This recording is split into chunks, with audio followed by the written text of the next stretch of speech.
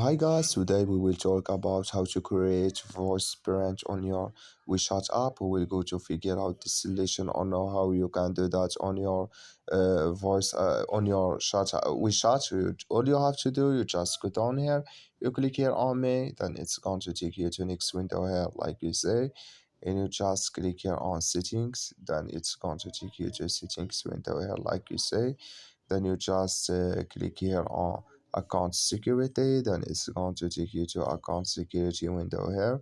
Then you just click here on voice branch, then it's going to take you here, you click here on create, then here you click here on where you're using the app, and it's going to give you your it's good right to add your voice branch.